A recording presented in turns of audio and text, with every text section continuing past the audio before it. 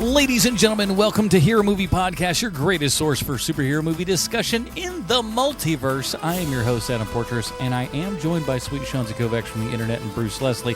Unfortunately, some weird thing happened and GarageBand ate up the beginning of the show. I don't know. Beats the heck out of me. But I do want to mention real quick, and we'll just kind of roll the trailer in just a second and then get on into the regular show because the rest of the show is fine. Don't worry. But I do want to say today we're covering the Mask of Zorro, and we're doing that on account of you lovely people who support us over at patreon.com/HMP. Those fine folks get the pre-show, the post-show, and of course the Dinger Zone. And this is a big one, everybody. We're wrapping up our Mission Impossible series, Mission Impossible Fallout this week. So 6 weeks, 6 Mission Impossible movies. It's a heck of a lot of fun.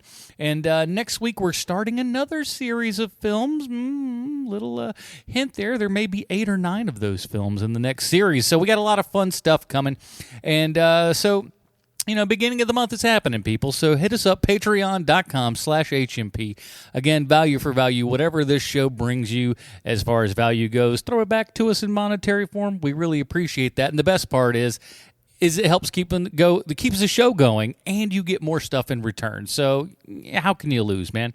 But if you can't afford that, and I completely understand, we don't want to cause any kind of hardship or anything from you. So if you can't do that, share the show with a friend, tell somebody about it, or at least leave a 5-star review on iTunes or wherever else you put podcasts. Share it with a friend, man. We know you got friends out there. Well, at least we certainly hope you do. So share it with those people. We'd really, really appreciate it. And we are now on Spotify now, so we want to get some of that Joe Rogan money.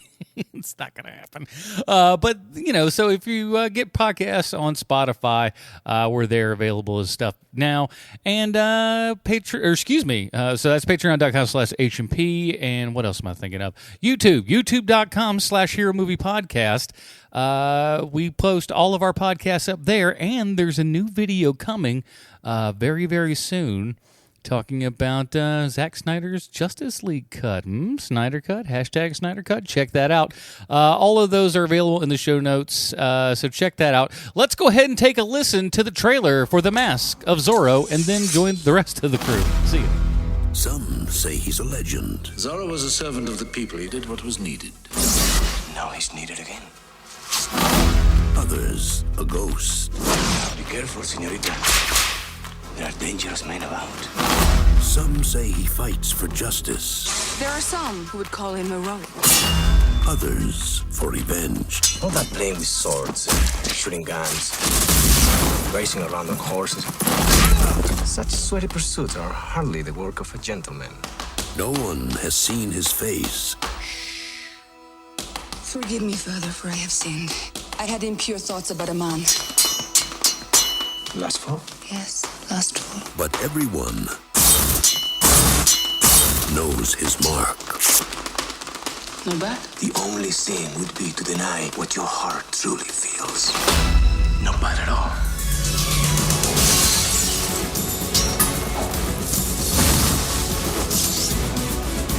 Search everything! You know Zorro. He could be anywhere. Did you miss me?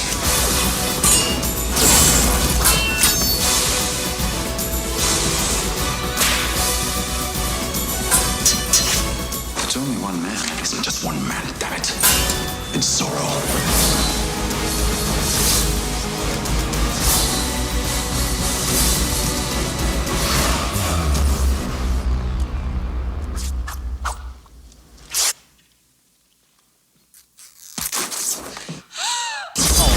That was the trailer for Mask of Zorro from 1998. We do a little thing on this show where not only do we talk about the actual show itself, we talk about how it relates back to comic books. And if I could have this stupid mouse click on the daggum button, there it is. Oh, that's the male one. Hold on.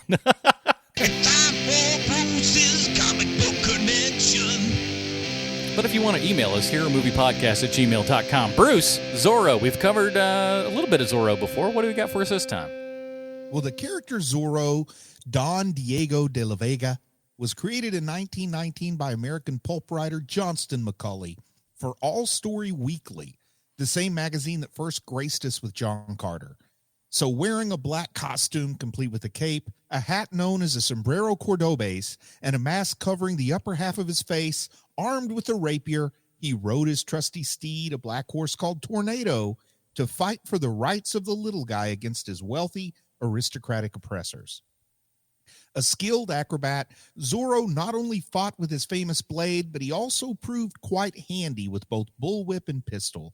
The word Zorro means fox, thus making him the inspiration for Dora the Explorer's arch nemesis Swiper. And like a fox, he never uses brute strength. Instead, more likely, he uses his sly mind and well-practiced technique to outmatch an opponent. Zorro's original series are set during the era of Spanish California, which lasted from 1769 to 1821. And Don Diego de la Vega is a young man who is the only son of Don Alejandro de la Vega, who just happens to be the richest landowner in California, while unfortunately Diego's mother is dead. Diego learned his swordsmanship while at the university in Spain, and he created his masked alter ego after he was unexpectedly summoned home by his father because California had fallen into the hands of an oppressive dictator. Senor Zorro became an outlaw in the Pueblo of Los Angeles in California to, quote, avenge the helpless, to punish cruel politicians, and to aid the oppressed, end quote. And he's dubbed the Curse of Capistrano. Now, in order to divert suspicion about his identity, Diego hides his fighting abilities while also pretending to be a coward and a fop, never demonstrated more clearly than in the timeless classic Zorro the Gay Blade, which we've already covered. Now, The Mark of Zorro, a film from 1920 starring Douglas Fairbanks, really launched Zorro's popularity among the masses. Zorro would go on to feature in at least a dozen movies, 7 TV shows, and a line of Topps trading cards. And, of course, comics. Zorro comics are currently published by American Mythology Comics, the same folks who bring us Three Stooges comics, and from whom I'm hoping to someday receive an inquiry. Now, heavily inspired by Sir Percy Blakeney's Scarlet Pimpernel and widely acknowledged as perhaps the most significant influence on all-time most well-known comic book character Batman, Zorro is truly a hero for the ages. Well, and this one is a little bit different than what you might normally see. Here's the IMDb plotline. As we know, IMDb always 100% correct in everything they say and or do. A young thief seeking revenge for the death of his brother is trained by the once great but aged Zorro, who also pursues vengeance of his own. This is directed by Martin Campbell, starring Antonio Banderas, Anthony Hopkins, Catherine Zeta-Jones, and Stuart Wilson. I think that this, like I said, this was out in 1998. Martin Campbell was kind of on the top of the world at the time. He had just directed GoldenEye, which brought James Bond back in a big giant way. And so I think at that point he could kind of do whatever he wanted. And this was a big deal, or at least I remember it being one. Yeah, I think it was definitely heavily promoted. Yeah, so it says budget. This is the kind of movie where it sneaks up on you. Mm-hmm.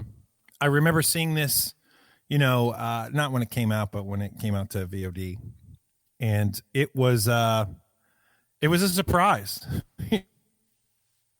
In this thing, originally I was like, "Oh, that's a good movie." I liked it, even though my sensibility at the time was not like it is now. Like I was a bit more. I liked movies that were a bit more bombastic, and yet this movie delivers. It was very good. I remember being very good at the time. I hadn't watched it since then, and just terrific. This movie, I love this movie. But I wanted to see what other people thought about it, and so I looked around. And this is how old this movie is. I watched the Siskel and Ebert review of this movie. Nice. And Siskel was not a fan, but Ebert loved it. And even said if Douglas Fairbanks Sr. was alive today, he would like this movie. And that kind of goes to their dynamic a whole lot, too, because Siskel always tended to be more of the kind of snooty, film critic and everything. Ebert tended to be a little bit more of the people, not always, and they certainly both hated horror films and stuff to a wild and crazy degree, which I always thought was fairly unwarranted. But yeah, Ebert tended to be a little bit more on the consumer side, if you will. Yeah, I can see that. Do you guys like? I know there's a sequel to this movie, and it's not nearly as good. But is this a movie that you guys have seen a lot of? I think I've probably seen it maybe 3 times at most. You said you didn't see it till VOD. I don't know if you meant like you didn't see it until actual VOD, or if you meant you went to Blockbuster and demanded the video. That was your version of VOD. Yeah, I went to Blockbuster. Yeah, because it would have been a few years later, I think, before you could just. I demand you rent me this film, please. I demand it. I rented it. I rented it at Blockbuster or equivalent, so I probably saw it like. I don't know how long it took it to come out on video, but, within a year of its release, I'd imagine. I didn't go to the theater to see it. I saw it at home, liked it good enough. Then I think one time I went over to a friend's house who was showing off his new DVD and surround sound and big screen TV, and he put this movie on. So this might be the 3rd time I've watched it. I liked it. I liked it just fine. I'm a big Zorro fan, but I didn't dig in. It's not like one I watched once a year or anything like that. Mm. I would say that I've watched this a ton. I couldn't tell you how many times, but this was one certainly in the VHS days that was played fairly a lot. Not as much as, like I would say Jurassic Park or Mission Impossible or something like that. I played those like a gajillion times. But this was one that I always had a lot of fun with. And it was interesting going into this. I was really... I don't want to say worried. That might be a little bit harsh of a word, but I was curious for Sean because it didn't sound like you were super hyped on to see this movie initially. But man, watching it the whole time, I'm like, how can anyone not enjoy this movie? It's such a great, fun, easy time. It's very indicative of a kind of film in the 90s in a lot of ways, but I think in a lot of the best ways. Yeah, I agree. I think it might be just a shade too long.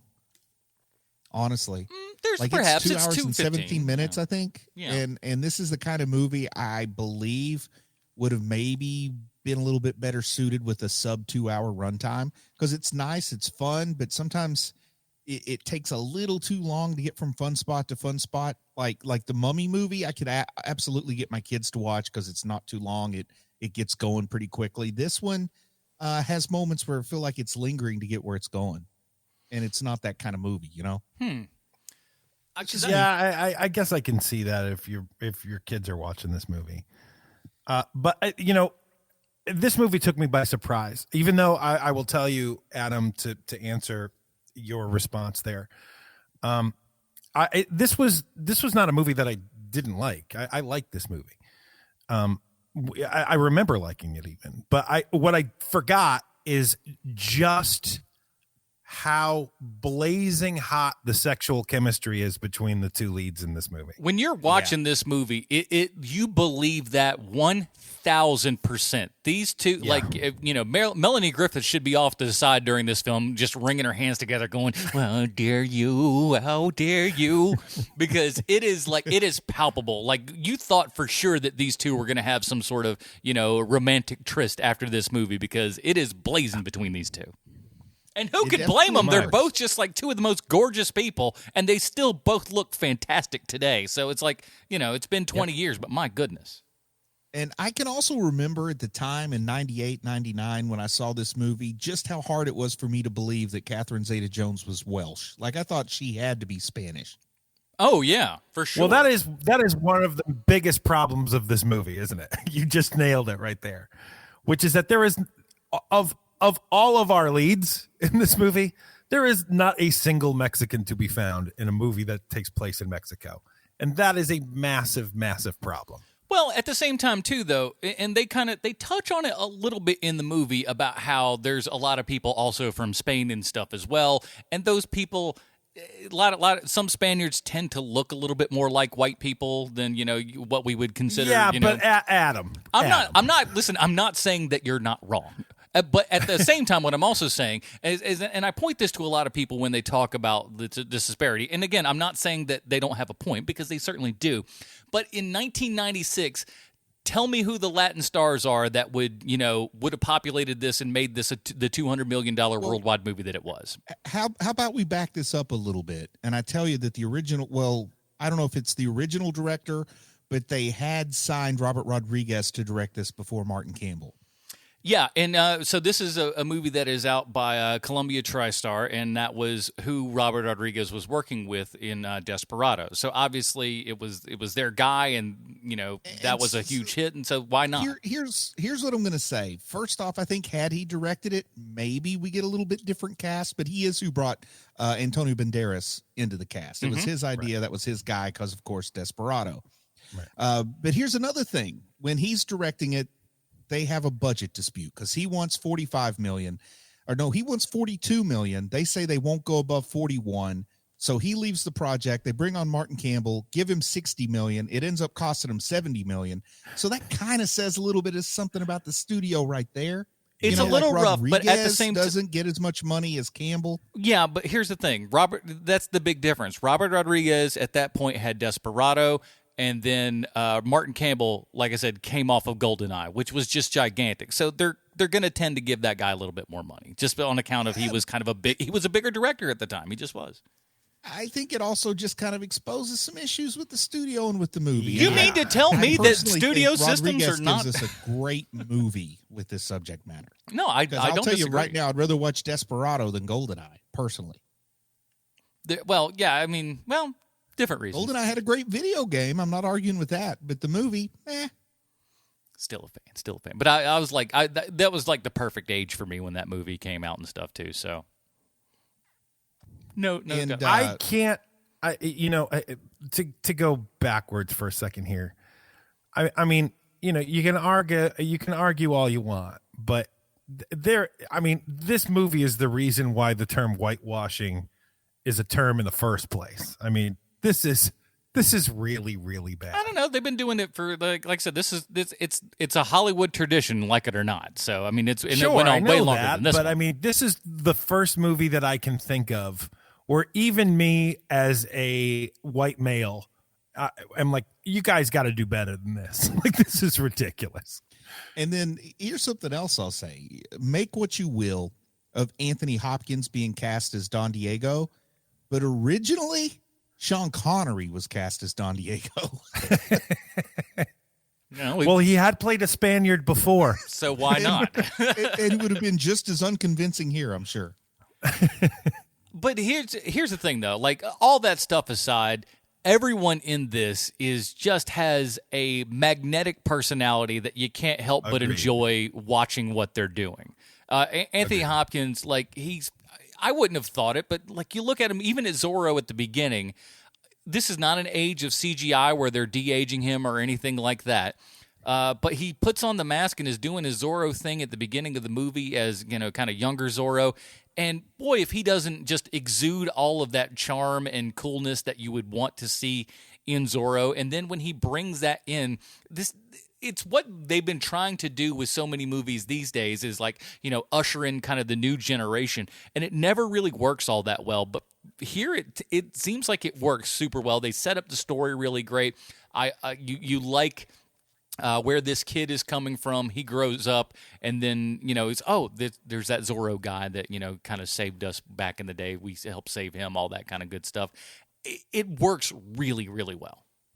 I've got just like a base question, though. Like, this movie isn't necessarily the continuation of any other specific Zorro movie. Why did they feel the need to create a new Zorro instead of just letting Antonio Banderas play Diego and you let Anthony Hopkins play Alejandro and you just make a more straightforward Zorro movie? Because I could be wrong here. This is just a guess, but it feels like to me that you've had a long history of Zorro films, all the way back to Fairbanks and all that kind of stuff. And to really, that was a move to get young people to like it. It's like, hey, we're switching out this old guard. Here's this new thing. Look at these new, young, attractive people and stuff. Aren't they cool? I want to take you to task on that, Adam. Do you think young people are saying, man, I'm not going to go watch that square Don Diego, but they bring in a new Zorro, I'll go watch it. You really think there's that's two, what there's, saying? There's two parts to this. One is that you want to have a bit of tradition. And at the time, if you remember, there was a whole lot of that happening in comic books also, where like the like the mantle is passed to the next generation. There was a whole lot of that happening in comic books at the time. So that's part one. Okay. Part two is there is a massive problem with the character of Don Diego as Zorro, because he is a multimillionaire who protects the poor people. And that does not work in 1998. And is that why they didn't make a Batman movie around that time? Well, look, man. I mean, Can I Batman tell you my is the theory? exception here, but yes, I get what you're saying. Here's but my theory. I Go think ahead. it comes to IP because Don Diego Zorro is public domain. You create a new Zorro and you can own that character. Oh, That's my actually theory. that you're probably not very wrong. Because clever. you'll notice once Zorro entered the public domain, all the Zorro properties were like the Passing of the Torch type movie or cartoon Right. or TV show. It was never just Don Diego. It was always someone new taking up the mantle. And I think it's so Right. you could own that particular Zorro. Clever. That's not my Zorro. My Zorro's Antonio Banderas. And then I think there might be like a tail wagging the dog because Zorro is Spanish. He's always been Spanish. The character of Zorro is Spanish, but you ask anybody in America and they will swear Zorro is Mexican. Mhm. So why not just make Zorro Mexican? for They'll this also movie, swear you know? Antonio Banderas is Mexican, also not Mexican, Spanish. So Yeah, but that, and then that's just part of it too. I think it's just easier for people like, you know what? Instead of having everybody complain, why did you make Zorro Spanish? Let's just do what they expect and not what it should be. Right. And there's a lot of that in this movie too, where the things that you know about Zorro, they nail in this movie, and they do it quickly too. I mean, from the first act, or I'm sorry, even the first scene in this movie, 10 minutes, you're getting Zorro. It doesn't start in the prison, like none of that. Like right away, bam, Zorro. he's going into it. He's got the mask and the sword. He's riding the horse, and like with the horse getting on its hind legs with the sun in the background. It's just nothing but iconic stuff, frame after frame. It's so good. Yep. And there's also some nuggets, like if you're a second level Zorro fan, like beyond just who Zorro is. It's widely been speculated that this folk hero type figure named Joaquin Murrieta, who was actually in California about that time, who was a Robin Hood type. He was a bandit who fought against the colonial government in favor of the common folks at the time.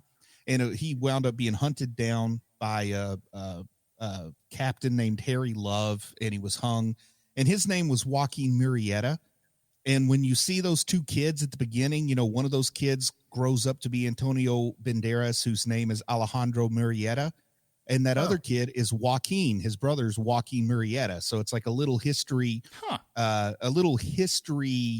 Easter egg for folks who are familiar with the legend of Joaquin Murrieta as being the inspiration for Zorro. But instead of it being Joaquin, who's a real historical figure, you can't own that IP. They give him a fictional brother named Alejandro who becomes Zorro. Harry Love, the guy that hunted him down, Harrison Love is the name of that cavalry captain with the blonde hair that Zorro kills with the gold bars. So there's a little bit of history speckled in here. Yeah. And then also Alejandro was the name of Zorro's father, Alejandro de la Vega. And they give Antonio Banderas here the first name of Alejandro. So they're throwing some nuggets there for I call the second level Zorro fan. And he does have a son by the end, so one could put it together. Yeah, name him Diego Murrieta, and you got a third Zorro on your hands. So Zorro was passed down. But again, I also like the idea that this was much like the Phantom, where it's like, hey, the Zorro has had many names and blah blah blah. I like that kind of mythology, especially with characters that are like this. Yeah, and then Esperanza, Don Diego's wife and the mother of the Catherine Zeta-Jones character. In the books and things, Esperanza's name was Lolita. And, of course, the Zorro books predate the infamous Nabokov book. So I can see why maybe they thought they wanted to change that name. Yeah, it's kind of got a connotation these days. Yeah. Yeah, very different from what the original author would have thought with that name. I just wanted to get this out of the way. Man, oh man, is James Horner's score amazing in this movie. It is so good, just all of it, the arrangements of it. I love the kind of the guitar, the horns, all of that kind of good stuff. Man, oh man, it's a shame that he died not too awful long ago. But man, James Horner's score's great. He has credited the score of El Cid, or El Cid, however you want to pronounce it, as being the inspiration for this one, which I can see those similarities. Yeah. Very epic in scope. It's so good. It just like it keeps that pace moving and everything, and honestly, when even the like you start on kind of black and hear with some text and stuff, hearing the kind of clogging feet there and everything at the beginning, it was just like it brought back this movie instantly for me. I'm like, oh my gosh, I am in for such a good time. Just and I'm just like, I just got pumped right then and there. It's so good. Can somebody explain to me how Martin Campbell can save the twice? Make this movie 3. Whether or not you love those 3 movies, they're very well made movies. How is the same guy who's directing that also directing Green Lantern? He's had a very odd career, to say the least, Martin Campbell. I mean, it's everything from that to you got that Zorro. They bring him back to do a Casino Royale, to have all that come in there. Then you've got like that really hardcore, The Edge of Darkness, which is just Mel Gibson just railing through people left and right. Yep. He's got such a weird and varied career that I kind of like it. You can't quite pin him down. He's got good stuff and some really crummy crap as well. I guess everybody's allowed a stinker here and there, and then it also opens up like the bigger question of different films will allow the director to have their vision to different degrees.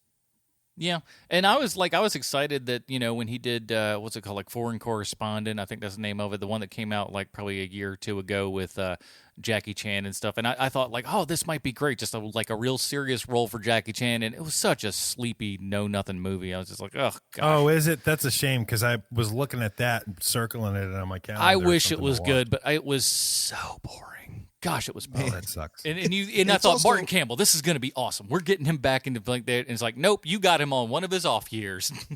I'll also say I would have liked to have seen a Zorro movie made by the guy who directed Desperado. I don't want to see one made by the guy who directed Spy Kids. So take that for what it's worth. Hey, man, them Spy Kids are fun movies. They're not the highest of cinema, but they are what they are. They're made for a particular How about Shark audience. Boy and Lava Girl? Was that his? Yes, it was, actually. Oh, man, I had to watch that movie I would say it one too many times for comfort. I could see all of the Spy Kids movies, Shark Boy and Lava Girl, I think with a few exceptions, there's like a movie here and there. Those are the movies that I had to watch the most, and I hate them. Yeah, Shark Boy and Lava Girl is probably the bottom of those barrels too, and that's it is the worst one. I bought it because it was kind of like neat on DVD to have it in like 3D. They're like, oh, we have like these anaglyph, 3D glasses. I was like, oh, this will be kind of fun. It's terrible. Like it's like not even like the crummy 3D helps it be any sort of fun. It's just not very good. Oh, it's awful. Now something that didn't sink home with me in 1998 that sunk home with me now is like with the evolution of Alejandro Murrieta from just sort of mid-level bandit to Zorro, and the way that Banderas's look changes through it. Something that was lost to me before is what I mentioned in my little hello notes at the very beginning, but just how much it seems like he is Inigo Montoya when he's at that in-between stage. You mean with the facial hair and everything? Well, yeah, the facial hair is similar. The haircut is similar because it doesn't go all the way short yet. Yeah. And then also, I mean, the Spanish accent's going to be there with both characters for a reason, but it's just like, wow, I'm watching this and I can't help but think like, man, that's totally Inigo Montoya. And then when he puts the mask on, I'm like, whoa, he just became the Dread Pirate Roberts. And then I'm sitting here thinking about how much fun a couple of these sword fights are. And then I can't think about cinematic sword fights without, of course, thinking about that Robin Hood, Errol Flynn thing that we talked about a couple of weeks. And then my all-time favorite, as most people probably would say, is that Princess Bride, Dread Pirate Roberts, Inigo Montoya sword fight. And I'm like, wow, he gets to be both sides of that. Yeah, the swashbuckling in this is so great. So much great sword fighting, and it would have been interesting to also see what Rodriguez would have done with that. But for what it's worth, man, Martin Campbell really pulls off all of this great action. You just feel a sense of movement. They use like every trick in the book. You know, we got people climbing on chandeliers and stuff to like, you name it. It's so good. There's enough like fun humor in it to where, you know, it's not always taking itself super seriously. I love the fact that he goes to, jump off the building onto his horse and his horse moves out of the way and kind of looks back and like, oh, what an idiot. It's stupid fun stuff that like in the 90s was just all over the place. It's like really fun. They do embrace a whole lot of comedy here, which I think is also a nice little similarity to The Princess Bride again. Like jumping into the horse and missing it is so much fun. And, you know, the initial interactions when him and Catherine Zeta-Jones are together and she's trying to sword fight him. Like there's just a whole lot of fun there too. And I'm going to say that, you know, there's always room for taste. Everybody has their own preferences, but I think this is the best looking Zorro costume I've ever seen on film. Oh, yeah, me too. I agree with you. Yeah. I love how also, like, they didn't make her, she's not like this damsel in distress. She can definitely handle herself. And, you know, during those little sword fighting scenes and whatnot between the two of them, and it's also just the, you know, the sexy dance of the fighting and everything. It's so good. And again, you feel that heat coming off the two of these characters, and it's just so good. And, you know, there's all the fun with when he cuts her shift off and her hair falls down just perfectly, and then she grabs like that big platter or tray, whatever, to cover. You know, there's a lot of little fun teasing going on there. Yeah, it's so good. And again, they don't play her dumb or anything, which is just so nice, because a lot of times it would just be like, oh, it's this, you know, she couldn't figure stuff out. She's very smart. She's very capable. And, you know, thankfully we're in that 90s era where we at least allow that character to spread her wings and do something other than just be the like, oh, woe is me. We don't need that anymore. And it's nice that this movie doesn't fall into that easy trap. I'm surprised we haven't talked about the secret success of this movie yet, which to me is the bad guys, both bad guys in this movie. You want them murdered so bad while watching this thing, and they're both so good, and they're both well acted, and like to the point where like I'm gonna say that they're probably like top 10 of my favorite villains because they're so awful. Yeah. And Stuart Wilson's character was initially cast to be played by Armand Assante, so there's another difference there. Well, they did right, because Armand Assante would be chewing the scenery up and screaming and spitting. Yeah. Well, some of us kind of like that. No kidding.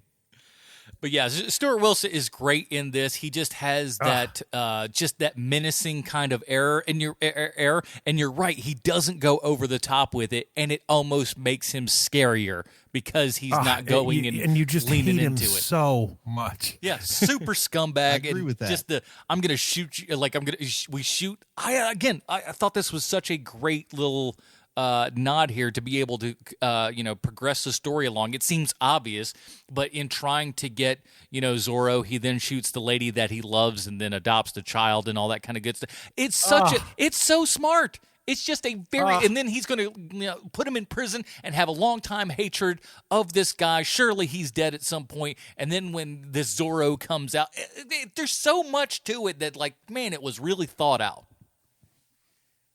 And it also works on this level that I really like on a movie like this, particularly an action movie, maybe what I would call a lighter, more fun action movie, is like, the whole plot with the gold mine, the whole motivation he wants to get is like, it doesn't really matter too much what it is they're fighting over, because you're having so much fun along the way that even if you don't really know what their goals are, all you need to know is like, these are the bad guys, these are the good guys, and you can sit back and enjoy some of it. But yet at the same time, it's a plot that I don't know that, at least that I've seen or been super familiar with a whole bunch, is he doesn't know this part of the land exists. We're going to this land. We're mining all the gold that he doesn't know about. We're going to stamp it with our own thing, so he believes that it's that. We're going to purchase the land that we're stealing from with money that we got from that land. I'm like, man, if you couldn't be more of a bad guy, that's so great. What an amazing story plot point. I love that. Now, the three-fingered Jack guy. Yes. He's like he's there a little bit in the beginning, then he disappears. He comes back at the end. That's another character that I thought was a lot of fun, and one that maybe could have easily been overdone, but they managed to avoid that temptation and kept the fun there. L.Q. Jones, the name of that guy. And guess what? He was born in 1927, and according to IMDb, still kicking. Whoa! Man, so he's 93 and doesn't look a day over 87. Good for him. Born in Beaumont, Texas. But now, there was a sequel to this 7 years later. Did you guys ever see the sequel? I did. I can't remember if I have or not. I remember seeing it, and it did feel like then that it was just like, oh man, this should have come out like 2 years ago, like 2 years after the first one, and it would have made a ton of money. It almost seemed like the fruit was off the vine for too long at that point. And it's like there's this weird balance where you make a sequel 2 or 3 years later, that's cool. You make a sequel 25 or 30 years later, that catches people's attention. Yeah. But like 7 years is in that who asked for this range. Well, James Cameron's about to turn around and give us, 3 or 4 flicks with that prospect in mind, and I don't think it's going to go as well as he thinks. Yeah, but any idea why, like 7 years later, that is just kind of a weird time for a sequel for this, and that they brought a lot of the original cast back, right? Yeah, and Martin Campbell is a director as well. To me, I think one of the big things is that this movie made some stars. I mean, Antonio Banderas was already kind of a star, but like this kind of really shot him to that next level, I think. And Catherine Zeta-Jones, had she done television and a couple other things previously? I didn't know she was before this. I mean, this brought her to my attention. This was the one that put her on the map for everybody. She was, as far as everyone else in the regular world was concerned, this was her first thing, despite her doing a bunch of TV stuff previous to this.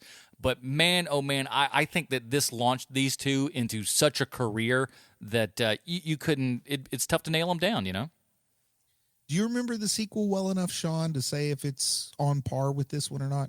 It's not. It was a big letdown for me when I saw it. I haven't watched it since it came out to Blockbuster when I saw it, but it was not. It was not what I wanted it to be, and I think a lot of that has to do with where Catherine Zeta-Jones and Antonio Banderas were at that time.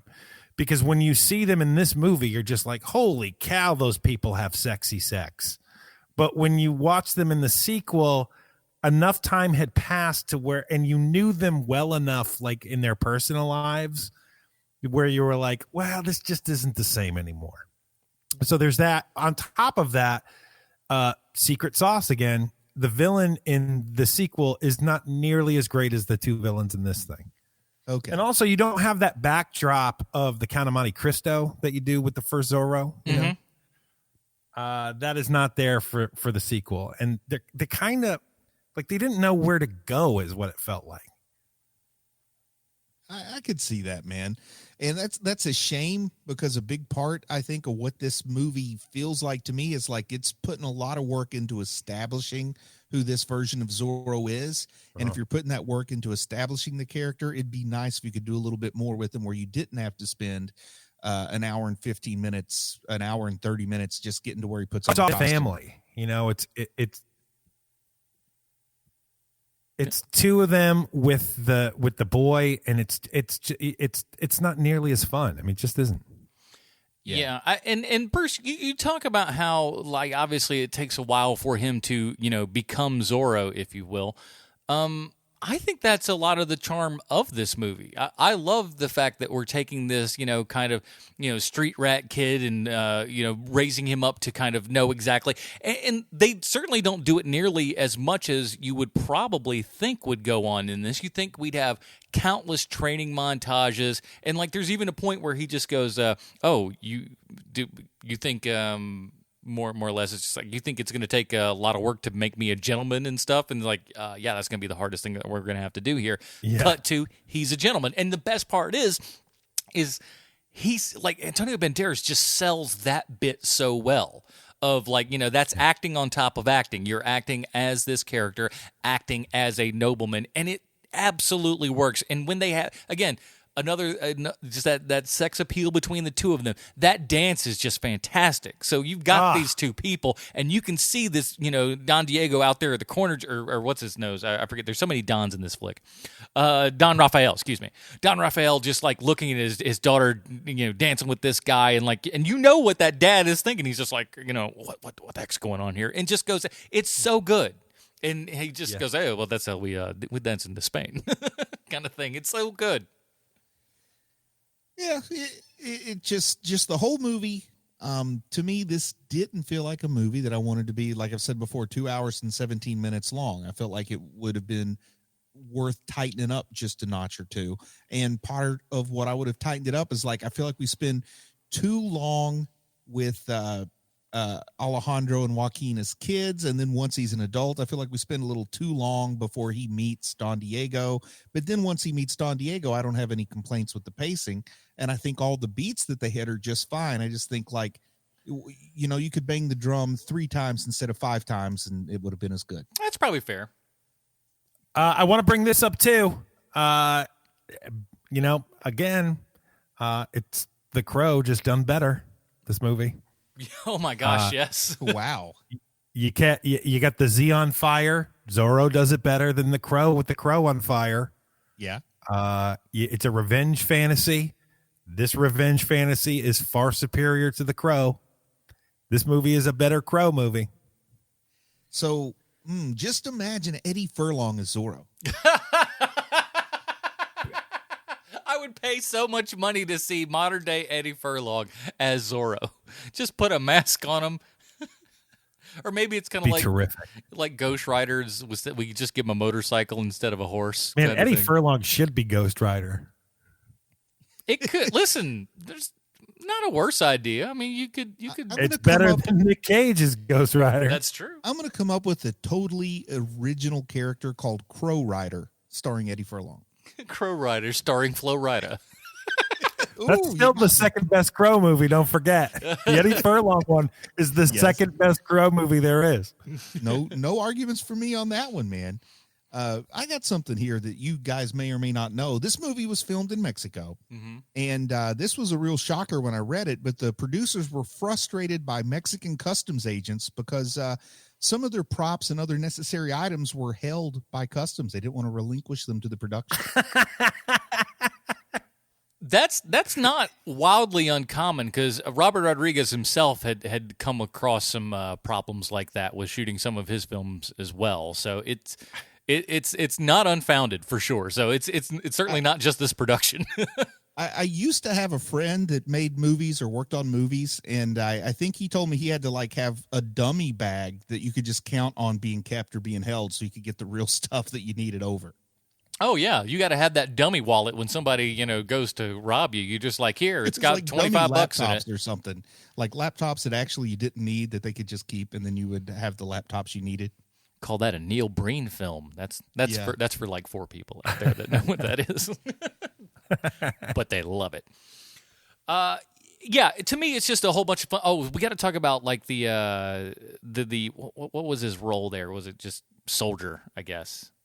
The other big bad other than Don Raphael. Yeah, that's the Captain Harrison Love character. Yeah, he is. First of all, Will Forte could be his stunt double, I think. I'd go with that. Yeah. He's got a very Will Forte look about him that like is certainly not nearly as comedic, which thankfully is the case. I'm trying to place it, and that's exactly what it is. He looks exactly like a Will Forte character. Just if he would have just leaned into the country accent a little bit more and just been more emphatic in certain lines, it would have been easy. I could also see Cole Hauser. Or Wingshauser even. Wingshauser is that character with the beard and the hair. I would have paid double for that. Man, oh man. By the way, if you want to see the best Wingshauser performance ever, check out a movie called Get Even. And and that's Get Even, all one word, not 2 different words. It's also called Road to Revenge. I thought it was called Get a Van. I've been saying it wrong for a long time. Well, it all depends on, if if you've got a space bar in your keyboard. which apparently the people that put up the title sequence for that forgot. They didn't have one. Didn't function right. Image Comics made the official tie-in comic for this movie back in '98, but I've never checked that one out. I may have to look and see if that's like something I can take a peek at online. Wait a second. Are you telling me that Image Comics took a chance to possibly make a little bit more money by selling us yet another book? I love Image, don't get me wrong, but they were kind of the kings of that sort of stuff, it always seemed to me. So, 98, you've still got your core Image founders as the biggest part of the company. Adam, which one of them do you think does the art for the Zorro comic? Ooh. Let me guess next. Mark Silvestri. That's not right, I know. Portatio. Well, Will Spertasio's definitely who I would want to do it. You're right, because he's more of the workhorse, and I could see him just kind of stepping in and like really banging that out. And also, he's the only one of the founders I've ever like spoken with personally, so I like the guy. But I could probably see Silvestri doing it, even if it's not the right choice necessarily. Somehow I see him doing it, and there's no way Liefeld gets near this one because he's not a good match. No, and he'd be doing weird stuff, just things that you'd never see Zorro doing, like he has a machine gun for some reason. And Jim Lee was still part of the Image crew at this point in time. Hey, listen, now don't get me wrong. My favorite comic artist of all time. If you want to put that guy doing anything, I'll read it. I'm A-okay with that. But I like the Will Spertasio. I think that's the winner. I take back when I said Silvestri's probably who would have done it. I like the idea of now the thing is, I'm talking about this as if I couldn't just look up and see who it was. But I'm not going to. I'm just going to believe it was Will Spertasio. That's what we call the Adam Portrais method, Bruce. I'm proud of you that it's finally starting to rub off. I could look this up easily on the internet, but you know what? Am I gonna? No. Anything else? Like I said, I can't believe how much fun I had with this, and like I knew it was going to be fun right from the get-go with the music and everything. I find every single one of these characters just wildly appealing. You can't stop watching them, and the movie, you're right, Bruce. There may be a couple of minutes that could be taken out of it for sure, but for the most part, it just kind of keeps trucking. There's not a lot of like real boring stuff, and even the things where we're sitting down at a table and talking.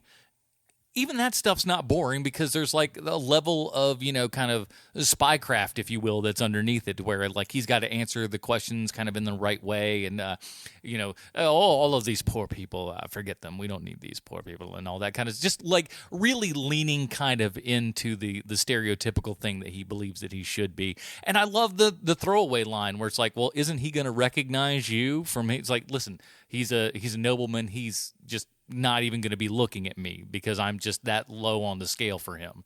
I thought there was just so many smart writing choices that took place in this movie. I'd also like to point out that Anthony Hopkins, I think that this is probably his version of walking through a movie. And even with that being said, just terrific in this thing. He's killing it. Like, yeah, it looks like it comes to him with such wild ease. And I think that also informs, the Don Diego character itself, is that everything kind of seems like he's just sort of walking through it. It's very minimal effort for him to do all these things. And they got cool little stupid stuff, like him whipping off all the candles and stuff like that. I didn't need to be there, but it's cool that he's doing it. I don't know. Yeah. I'm going to make a bold statement here. I'm going to say that perhaps Anthony Hopkins is better than your average actor.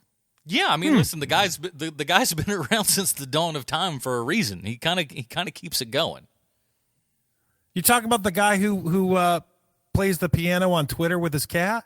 Is that what he does? Exactly that guy. That sounds. I didn't know he was an actor.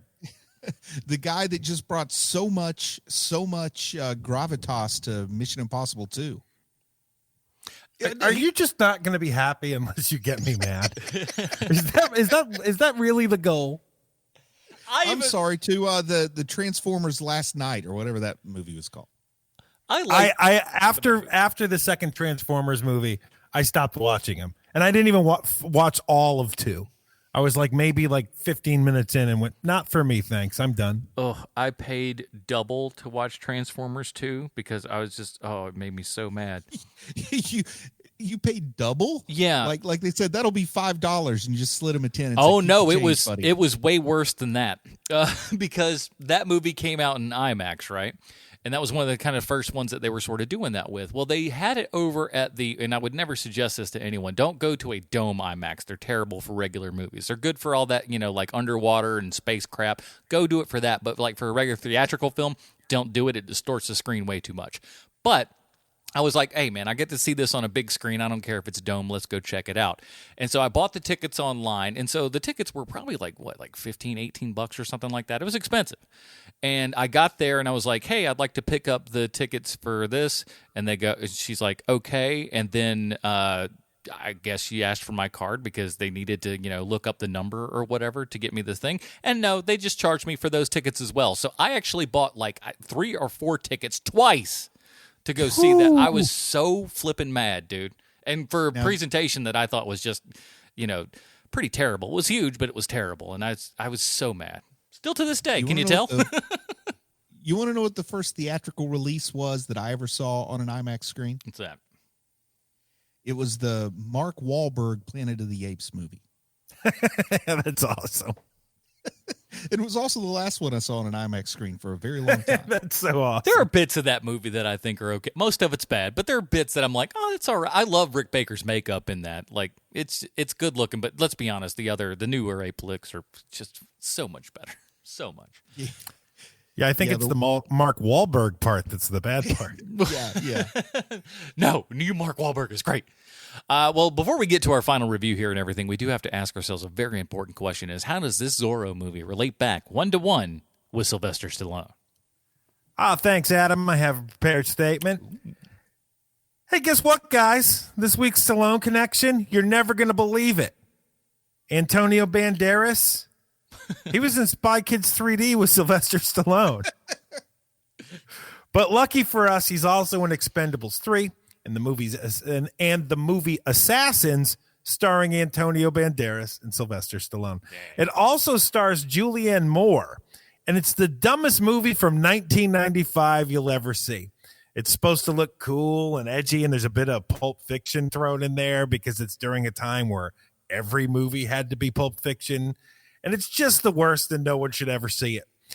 The movie came out in 1995, and Stallone's character is looking to retire from the business, which means that Stallone has been looking to retire in each of his movies for 25 years now.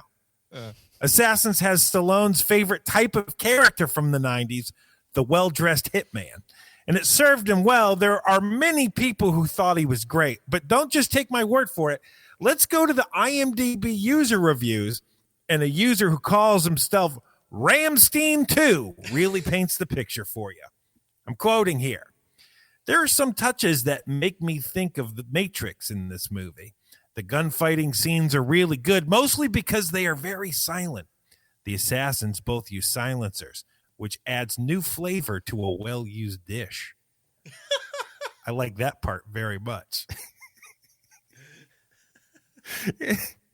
I like that part very much. I just love that. And Banderas is great to watch as usual.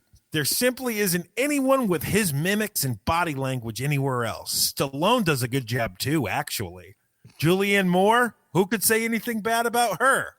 Entertaining, fast-moving, and please, check out that gunfighting.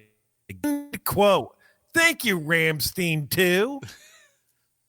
There you have it, HMPers and Dingalingers. This week's Stallone.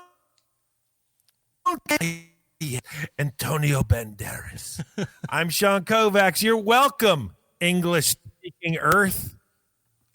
Well, here at Hero Movie Podcast, we have our own patented Robin rating system. If you'd like to check that out, head on over to Facebook.com/Hero Movie Podcast. It's right there at the top of the screen. And why don't you throw us a like there while you're at it? And while you're at it, too, I want to mention this before we get to the review, is check us out on YouTube. If you're ever at a place where you're like, oh, I can't listen to the podcast for whatever reason or whatnot, just check us out on YouTube. Here, YouTube.com/Hero Movie Podcast. We got like 1,300 subscribers, man, and we'd like you to become one of those as well. And perhaps I might be putting up a video there in not too awful long talking about the Snyder Cut and whether or not that's an actual thing. So check that out, youtube.com/HearMoviePodcast. Bruce, where does The Mask of Zorro from 1998 fall on the Robin rating system for you?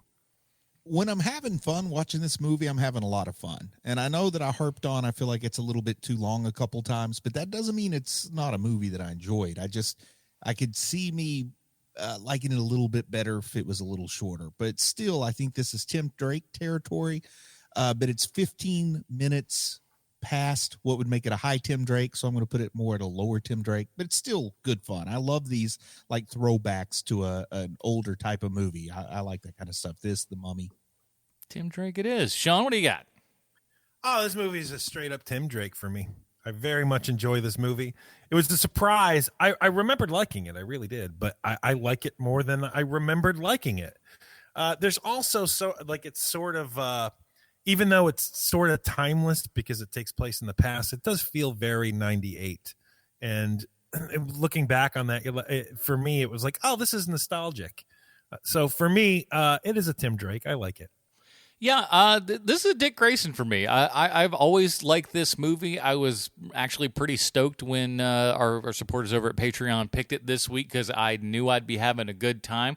And it's actually a better time than I thought I would actually have. I thought I would, enjoy it well enough. And I'm like, whew, it's not going to be a slog. Yay.